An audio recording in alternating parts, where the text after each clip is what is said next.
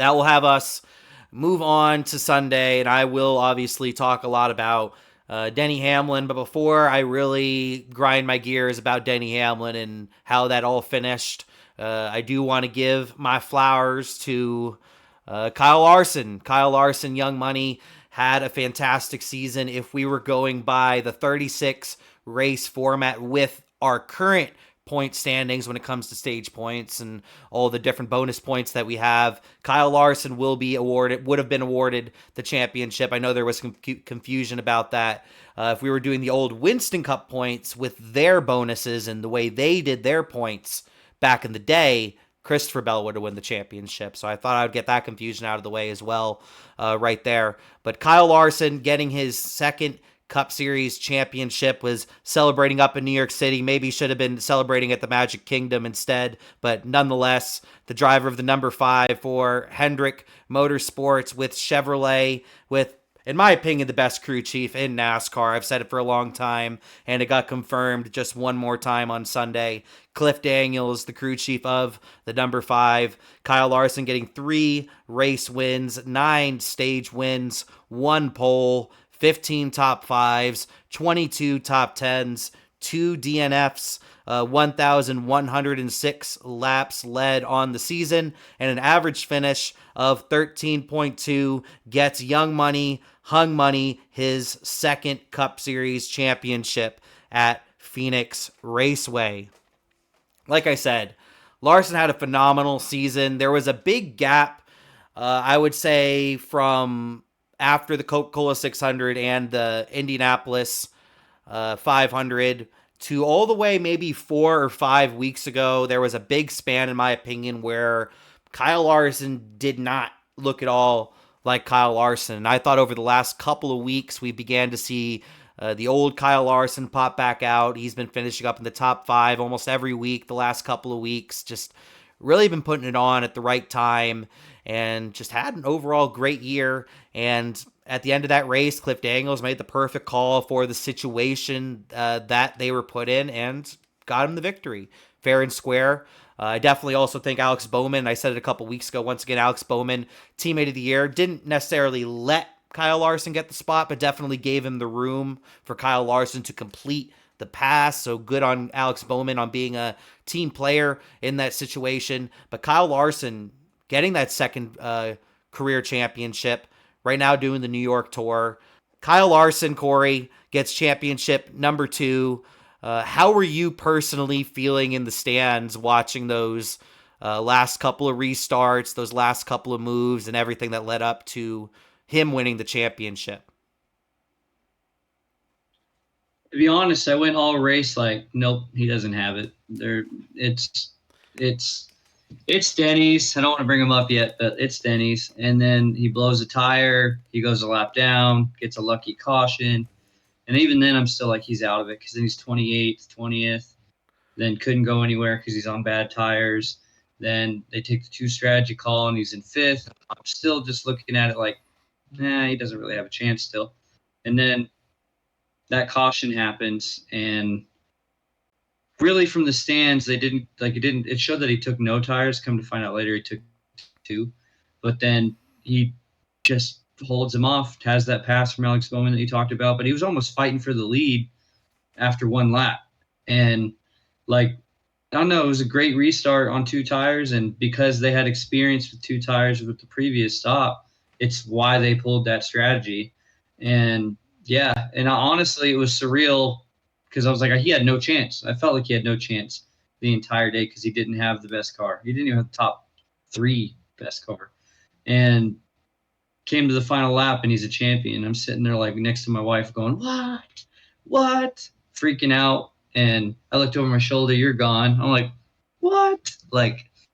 Oh no, it was a cool moment. And I think through all the battles they went through this year where they started off hot, the summer, we had no idea what happened. Darlington were there, and they're not even finishing in the top 20. And then the playoffs, they came back to life, resurgent. They did everything right, and they won it with this playoff format. And I don't know, as a Larson fan, I'm ecstatic. It was awesome. I'm still ecstatic. I still think he deserves it. I don't think anyone's questioning that. I just think we all had a little bit of a bitter taste in our mouth because I felt like the storyline was written and then all of a sudden it changed when Byron hit the wall. But either way, no, I'm ecstatic. Larson's 2-time. I think no one's gonna argue that he's not deserving of it, and I'm Yeah. get to talk about it for the next 2 months. Hopefully you won't. But I want to go to Tyler on this one. Tyler, I mean, for any of us to sit here and say that Kyle Larson isn't the best in our sport, we'd be lying. yeah. So for 100%, he earned that. He earned that. There's no saying that he didn't. For me, I thought for sure the race was over and Denny had it. I thought it was going to go green. So I had left your side, Kyle's side, and went down to the fence there. Yep, I saw When it. I got down to the fence, I was standing at the fence and I turned and looked at you guys. And as I turned to look at you guys, Willie B hit the wall right in front of me. His tire blew, hit the wall. And in that moment, man, I've rooted for Willie. I root for owners now. I root for Junior in Xfinity Series. I root for Jeff when it comes to the 24. I root for owners. I haven't settled my heart on anybody yet, but my heart stays with everybody that's been in NASCAR since I was a kid. And this season started with me rooting hardcore for, Willie B and all that. But when he hit the wall, it was like that silence you hear in movies when somebody gets shot. Yeah. It was that just a ringing bell. And I didn't know what to do. Like I wanna so bad root for Young Money in that championship. It just doesn't feel right. There's no sense of it that makes me go, "Ooh, this is fun." It's just he deserves it 100%, and that's what we want, but it just doesn't feel right. Yeah, I would agree with that. And that's one thing that kind of bothered me near the end of that race is I think a lot of fans agree with Mamba. Like I do, because the end of that race really bothered me because the three loudest cheers I heard for the race were the two tire stops from Larson and Willie B hitting the wall, causing a green-white checkered finish at the very end, which that just disappointed me. Even if Denny ended up winning after that, that really disappointed me. And I remember, and we'll kind of switch over to the Denny portion of it at this point, but I remember when William Byron smacked the wall and the caution came out, and I immediately turned around and went because I needed to take a massive piss. I need to go to the bathroom. So I turned around, went to the bathroom, and I'm just like muttering under my breath. It's like NASCAR's gonna fuck them. NASCAR's gonna fuck them. I'm just like, it's gonna happen because I didn't really feel very happy about the caution myself either, just because there was a lot of inconsistencies. I felt like with the tires, we saw a lot of tires go down throughout the day, and I only remember two cautions. There could have been a third that I don't remember, but I only remember two cautions coming out for tires in specific going down, and that was for Hocevar, and that was for Allmendinger. Those two had cautions come out for that, and Byron hit the wall, and he was a little bit slower, but we saw that happen multiple times throughout the day and didn't see a caution. But that's just inconsistency. I wouldn't say they were, let's throw the caution on. At the moment, I was thinking that, but looking back on it, it's like they probably just threw the caution just to throw the caution because we do have inconsistencies with that. So I'll look past that a little bit. Just the way that all ended just didn't feel right. Had me thinking about the overtime rules, which we'll talk about here in a second, even a little bit. Just the way everything happened at the end of that race just didn't feel right. Denny Hamlin had the dominant car all day, led all race. Anytime you'd get the lead, would pull away by a whole straightaway. Just had by far the best car. And Larson, I would say, had a top 10 car. I would say maybe had a top 5 car, arguably. Like I said, I think Cliff Daniels really ultimately won that championship for him in that race. Just made the no-brain call, I would say. I'm surprised that Gale didn't make that call myself, just because of how good Denny was. Even if he took the 2 tires, even if he stayed out and everybody else was on 4 tires, he could have potentially still beat everybody. He was just that good on Sunday, but that's Monday morning quarterbacking or whatever the motherfuckers like to call it. But just to see everything happen with Denny all day, everything with his emotions with his dad. His dad's probably not going to make it that much longer. At least just that's the way that Denny's described it. He was crying in the car. He was crying before we got in the car. All his emotions at the awards show, everything after the race. He's thinking about retirement even at this point. I don't think he will retire. I think that's heat of the moment thing. I don't think he will retire, but he's been talking about it. I want to give Larson all the credit in the world. Larson's honestly just been a really good friend to Denny over this last week because he knew how much that meant to Denny. He knew that probably on that day with that system, Denny Hamlin deserved the championship with a little hijinks at the end with the caution and the two-tire strategy cost Denny the championship. Him congratulating Denny, him calling him out at the award show, just doing all this stuff for Denny, I've personally really appreciated, and it's given me a different look when it comes to Larson as a person, which I really appreciate Larson doing everything he's done for Denny. But this is just other than deaths, and injuries. I was thinking about this earlier. Other than deaths and injuries in NASCAR, I would consider this moment and the moment where Carl Edwards got his championship taken away from him as the worst moments in NASCAR history. That is, other than deaths and injuries, obviously, those are the worst moments, deaths and serious injuries. But other than those, I would consider this moment tied with Carl Edwards as the worst moment in our sport and a heartbreaking moment in our sport because he's the people's champ. I'm seeing people that hate Denny Hamlin with the passion. I'm seeing people that are pure Larson fans coming out of the woodwork saying that ain't right. That shouldn't have happened like that. That's fucked up. Like that's what I'm seeing from these people, which is crazy. Maybe Denny Hamlin gets cheered next year if he comes back at this point. I'm thinking like it's pretty crazy. It's pretty crazy. I want to start with Cory on this. Yeah. Oh man, my POV is kind of weird because like I don't want to talk just about the championship itself because the racing this week, other than maybe Saturday, was really good. Like yeah, Sunday was pretty good. The tires were it's overshadowed the race itself. I agree. Because I agree with what you're talking about. Saturday was a fucking sad moment for the sport. Then Sunday happens and you're like, dude, we were there for the 60th win. We felt the emotion without it actually like anyone saying a word. Because everyone saw the 60th win and was like, what? And like we all appreciated the moment. We were all a lot of non-Denny fans were chilling there watching him celebrate his 60th win. So, but being there at Phoenix, like the tires blowing out, the tires that blew out without cautions, Larson, I haven't said his name all year. Briscoe twice blowing a tire. Like you had so much drama. But throughout the drama, there was one consistency, and it was Hamlin was kicking ass. And that can make it boring. And that's why when you talked about cheers and stuff, like I get the entertainment value of being a fan. But I mean, you saw me. I didn't cheer. I was like, oh, okay. Well, now it's caution. Mm-hmm. But like, man, it is sad.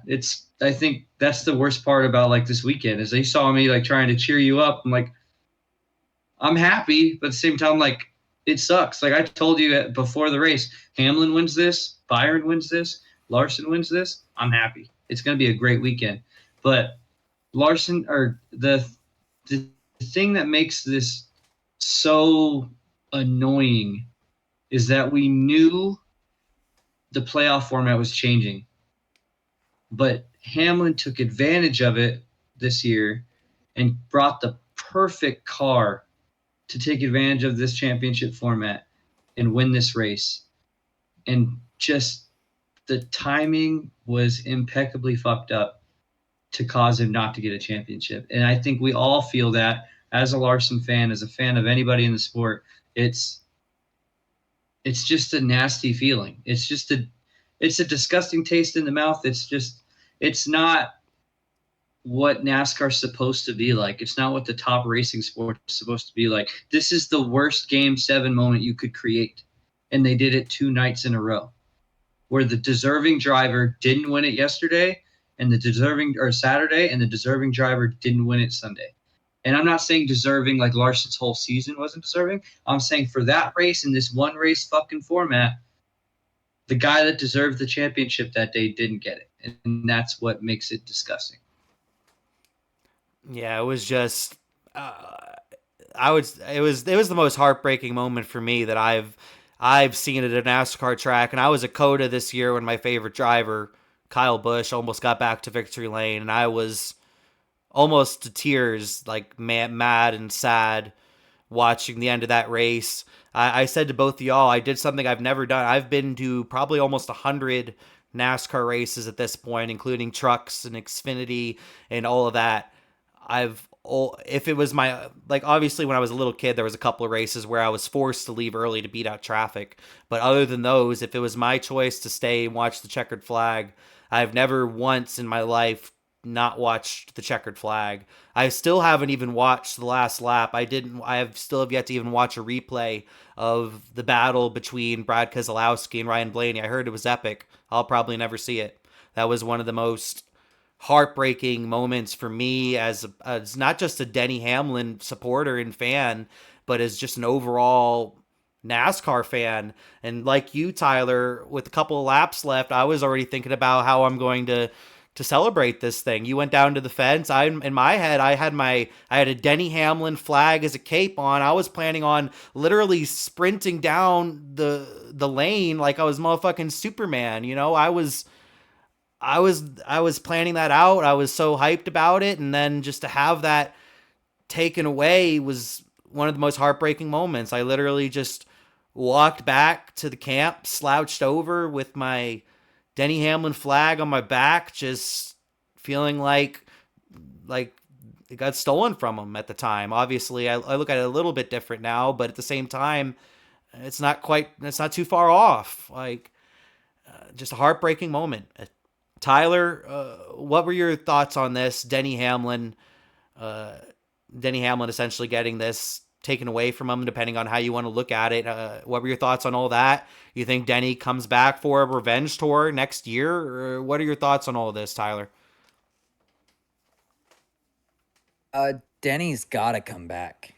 We can't I hope so. do Carl again. Yeah. We can't do Carl again. Like from this is coming from the perspective of somebody that completely walked away from NASCAR after 2016. I was already on the verge of it when Gordon retired in 2015. 2016 came around and it knocked the feet out from under me, and I didn't watch NASCAR again until we worked together. I didn't have any plans to watch NASCAR ever again in my life. If it wasn't for our friendship, I don't think I would have turned the TV back on. And it's only been 3-4 years now since I've been watching again. And for me, it knocked the air out of my sails again. It knocked it made me want to box my shit up again. Yeah, I agree. And that makes me sad, man. That makes me sad. That just, beyond all the rest of the bullshit, beyond all of it all, like Cory said, yeah, NASCAR did it twice. Man, NASCAR's done this so many goddamn times, it's not even funny anymore. It's not even, it's so heartbreaking, man. Mark Martin, you got fucking Carl Edwards, you got, the list goes on of drivers that were beyond deserving and earned their spot, and they just never got it because NASCAR decided they needed to change this, or NASCAR wanted to do that. When they introduced the green-white checkered in 2004 is when we all decided, all right, this is the first gimmick. Let's hold on tight and see if we can make it through. And it's been nothing but more and more gimmicks, let's make it game 7. Let's make sure the height of the sport was when we were racing. The height of the sport was when the people that were winning championships were deserving of it. Never once did Jimmy Johnson win a championship and any of us say that, oh, Jimmy Johnson shouldn't have won a championship. It's never been the question. But why do we got to do this gimmick? Why we got to continue to do this? Continue to rip out the hearts of people that just, like I said earlier, I'm not a huge fan of anybody. I'm here as a NASCAR fan. But this shit makes me not want to be a NASCAR fan anymore. Like, it's hard. It shouldn't have been a green, white, checkered. Let's go back to 2004 and that nightmare. It shouldn't have been that. It shouldn't have been Carl walking away in 2017 or 2016 or whatever it was. It shouldn't have been all that. And yet again, here we are. But don't get me wrong, Kyle Larson deserves the championship or what it is. If you want to break it down to what it was or whatever, but don't play this is the championship gimmick, this for this, and it's cool when this person wins, but set it up for somebody else, and then all of a sudden, yet again, another gimmick, knock it out from under your feet. That Game 7 thing that they're trying to do is not working, and it hasn't worked once. So that's where we're at. Got a bunch of broken-hearted NASCAR fans that are trying not to box up their stuff and get through another 2 months, and hopefully Daytona comes around, and we're happy for it to happen. But I don't know, man. After Saturday and after Sunday, it's really, really hard. They better get their asses in gear and start announcing some playoff formats and start doing some things, because right now none of us are happy. Yeah, I agree with everything you just said, Tyler. That was I agree with everything you just said. That was a great speech or whatever you had. That was everything that I'm thinking of but couldn't really get out. I 100% agree with everything you're saying, 120%.